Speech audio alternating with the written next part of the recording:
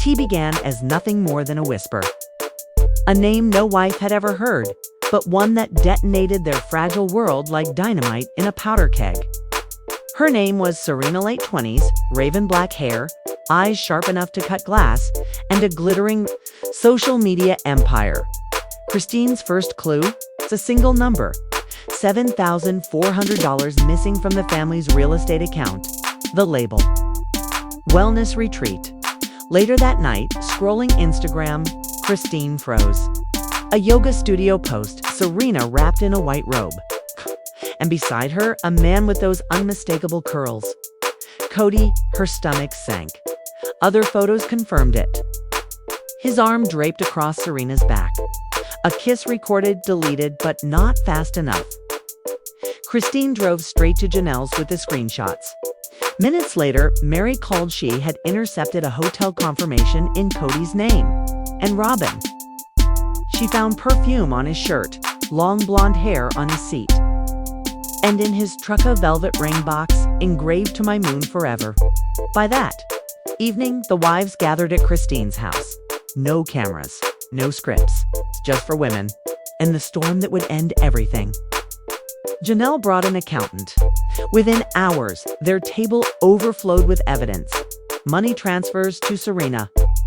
Luxury trips, even a wedding planner invoice. Christine's contact in Sedona uncovered the unthinkable's secret marriage. License filed under Serena Walker and Kody Brown. The witness signature. Forged in Robin Brown's name. A betrayal had crossed into crime. By morning, the four women marched into a law office, their arms stacked with proof and their hearts burning with rage. Christine had the photos, Janelle the bank records, Robin the ring, Mary her voice. "We want to sue," Mary declared, "for fraud, for impersonation, for deceiving us and the world." Within days, the case was built. 5 counts of financial fraud, 2 counts of identity misuse, emotional abuse, and violations of polygamy law. Christine filed first. Janelle followed. Mary signed next. And then, most shocking of Orabin signed last. The woman who had always stood by Kody now stood against him. News exploded. Red flag news broke the story. Reddit lit up. #Kody lied trended worldwide. And through it, Kody stayed silent. No denial, no apology. Just silence. Because he knew Serena knew. The truth had finally surfaced. At dawn, the lawsuit was served at Kody Brown's Flagstaff home. He opened the door, still sipping coffee, Serena at his side. His face drained of blood as the first page screamed. Fraud, identity theft, misappropriation of funds. The fall of Kody Brown had begun. The courtroom reeked of varnished wood and betrayal. For women who once shared a husband, now shared one mission: destroy him legally, publicly, and forever. Christine walked in first, navy suit, steady eyes, no tears, no mercy. Janelle followed, files tucked under her arm like weapons. Mary entered chin-high, eyes scanning the room like she owned it. And finally, Robin late, sunglasses, black coat, carrying the ring box like a gravestone. When the judge entered, the air shifted. This was no family drama. This was war. A civil suit with the weight of federal law. Each woman stood, answered firmly. "Present, Your Honor." Kody slouched, restless, his attorney disheveled, his empire crumbling. Christine testified first, her voice like steel. "He didn't just lie. He exploited our beliefs. He stole from our children's futures to fund a life with another woman." Then Janelle come, precise, laying out LLC records, forged expenses. Emails instructing her to hide Serena's costs under tax. Deductions. The judge ordered a forensic audit on the spot. Mary shook the court when she revealed diary entries of 6 years without Kody's touch, while he secretly planned a wedding. Even worse, she produced proof he had rerouted TLC checks into a fake account labeled Wellspring Inc., tied directly to Serena. And then Robin, hands trembling, voice breaking, but words sharp as knives. "You forged my name to marry another woman." The courtroom froze. The judge ordered handwriting experts within hours. The forgery was confirmed. Criminal charges now loomed. As the day closed, the wives walked out together, no longer sister wives, but survivors turned warriors. Behind them, Kody slipped into the shadows, cameras flashing, his silence screaming louder than words. The judge froze every Brown family LLC account, every property, even Kody's TLC income. Serena was subpoenaed as a material witness. Outside, hashtags erupted. Hashtag justice for the wives, hashtag Kody on trial. For the first time, the wives weren't standing behind him. They were standing against him, and the world was watching. Because this time it wasn't reality TV, it was reality. Her composure never faltered except for one fleeting crack in her voice. Christine described the night she first heard the rumor, Serena's pregnancy. A whisper from the Sedona wellness circle that hit her like a second betrayal. Because Kody hadn't just lied, he was planning a new family while still shackled to theirs. The ripple through the gallery was instant gasps, whispers, shifting seats. But that was nothing compared to what came next. Janelle rose slowly, a printed email in hand. It was dated months before the lawsuit. She read it aloud, her voice sharp and deliberate. "Once the money is transferred, we can move to Utah and never look back. Don't worry, the wives will survive." That last sentence carved through the courtroom like a knife.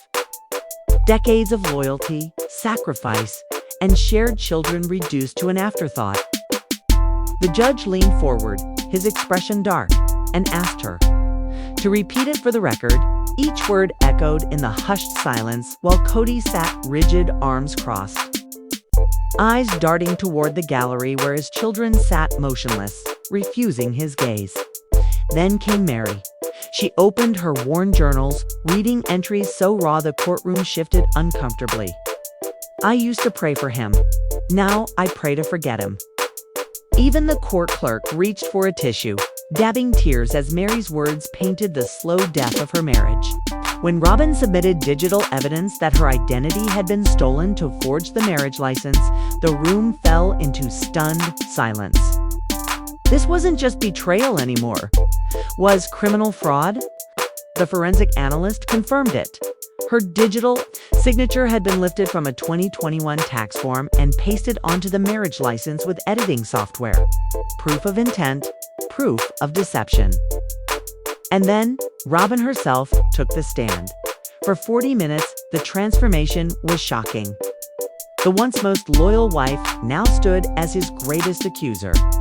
She recalled chilling conversations with Kody just days before the secret wedding where he told her, "You'll always be my legal wife on paper, but Serena is my real future." Tears streaked down her cheeks as she added, "It didn't make me feel complicit. It made me feel disposable." The gallery gasped. Even the stenographer hesitated before typing. Kody shifted in his chair, scribbling furiously, his mask of arrogance slipping. And then the bombshell. Christine's legal team called a surprise witness, a private investigator who had been shadowing Kody for weeks. What he presented on a projector screen changed everything. Footage of Kody introducing Serena at a real estate firm as my legal wife. Video of him telling an escrow officer he was unattached except for a small paperwork issue. A voicemail from a burner phone where Kody whispered, "Delete this after you hear it. I think the judge is sniffing around our accounts." The courtroom erupted, shouts, gasps. The judge slammed his gavel, barking for order. Kody's lawyer scrambled for a recess denied. "Mr. Brown," the judge declared coldly, "you are not in charge here anymore." Now, even the most neutral observers saw it. This wasn't the tantrum of a scorned husband, it was the collapse of a con man caught in his own web. When Kody himself was forced onto the stand, the tension spiked. His arrogance lingered, but his bravado cracked under oath. Did you or did you not forge Robin Brown's signature on the Nevada marriage license? He waited 6 seconds, then muttered, I don't remember. The prosecution slammed down the forged license beside Robin's real signature. The curves, the strokes identical. And did you create Wellspring Inc. to siphon TLC royalties through the family LLC? It was a placeholder, he shrugged. The judge's sneer was sharp.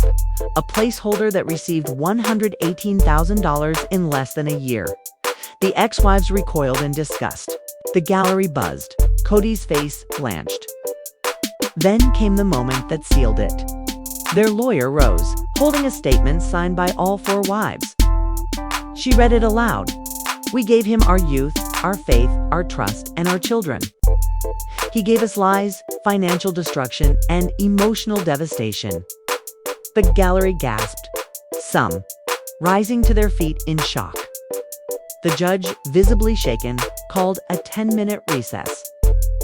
And in that pause, the prosecution made its move. They filed an emergency motion to refer the evidence of forgery and fraud to the district attorney. This was no longer just a civil trial.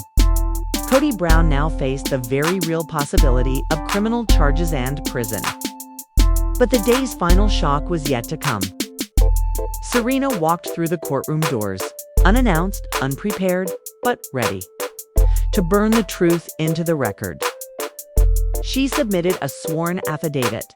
She only learned of the other wives 3 weeks after the wedding. When she confronted Kody, he shrugged them off. They're just holding on to the past.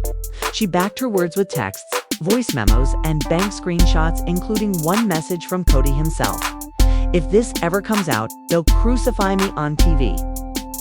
The judge leaned forward, his tone razor sharp. Mr. Brown, it appears the crucifixion has already commenced. As court adjourned, motions piled up, passive freezes, TLC subpoenas, and criminal referrals. Outside, cameras swarmed. The man who once built a family empire was now watching it implode from within. And inside the courthouse, for women he once called wives now stood united as his destroyers, armed not with vengeance, but with truth. The end was coming. Everyone could feel it. The gallery was packed, but silent. No whispers, no movement, just the collective awareness that the trial had reached its breaking point, for the first time since the proceedings began. Kody Brown entered without Serena at his side, without the legal pads he clung to, without the smug composure he'd worn like armor. He sat at the defense table, small, shrunken, lips pressed thin, vacant, like a man finally realizing the empire he built on charm and control now lay in ruins beneath his feet, because today he had to speak. Not to deflect, not to posture, but to defend himself under oath. When he rose from his chair and approached the witness stand, even the reporters stopped typing. The air itself thickened, as if the room sensed something tectonic was about to shift. The judge instructed him to swear the oath. He hesitated just long enough for the pause to sting before forcing the words out like poison on his tongue. And suddenly, the man once worshipped on reality TV wasn't a patriarch anymore. He was a defendant. His lawyer began soft, with carefully rehearsed questions meant to paint Kody as misunderstood, overwhelmed, even victimized. Kody leaned into it, murmuring, I never meant to hurt anyone. I just followed my heart. Christine's sharp laugh cut through the air. Robin rolled her eyes. Janelle leaned forward, daring him to go further. He did dash stupidly when asked about the forged marriage license. Kody launched into a rambling monologue about family bureaucracy and how, in his mind, it wasn't a legal issue because polygamy was spiritual, not civil. The room erupted in fury. Because Robin's forged signature hadn't been used in some spiritual ceremony, it had been filed in Nevada. In a court of law, the judge cut him off. Are you admitting you forged her signature? Sweat pooled at his temples, jaw clenched. Then the growl came. I thought it was harmless. Whispers rippled like an earthquake through the gallery. Reporters slammed keys. The DA's aide whispered frantically to the lead prosecutor. The judge, visibly stunned, demanded the words be entered into the record verbatim. Then came the hammer blow. On cross-examination, the prosecution produced text messages Kody had sent Serena. "Don't worry, Robyn's signature won't raise issues. She signs everything I give her." It was damning, premeditated. Intent. Kody tried to pass it off as sarcasm. The prosecutor pounced. "So your finances are jokes. Your marriages are jokes. Your legal documents are jokes." Silence. Trembling. Hands, no answers. Only the sight of a man imploding while the wives he betrayed watched. Then the screen lit up. A never-before-seen TLC outtake. Kody smirking into a producer's camera. "I control everything. I have to keep them in line." Gasps tore through the courtroom. Even the judge's jaw tightened. Was this love? The judge asked. Or was this about control? Kody's mask cracked. His voice dropped to a whisper. Maybe both. Even the security guard turned his head away, unable to watch. More. And then the most devastating testimony of all. 2 of his adult children were called to the stand. One daughter said through tears, "He loved the cameras more than us." One son broke down completely. "When we cried, he told us, 'Your moms are dramatics.'" The courtroom stilled. Even the court reporter paused, hands trembling above her keys. Finally, the prosecution unveiled its closing blow. A slide with every forged document, every siphoned dollar, every manipulation tactic traced back to him. And at the bottom, one line from Kody's private journal, seized from his truck. "As long as they don't unite, I'll always have the advantage." It landed like a guillotine. The judge recessed. And when she returned, the room braced for history. One by one, she read the findings.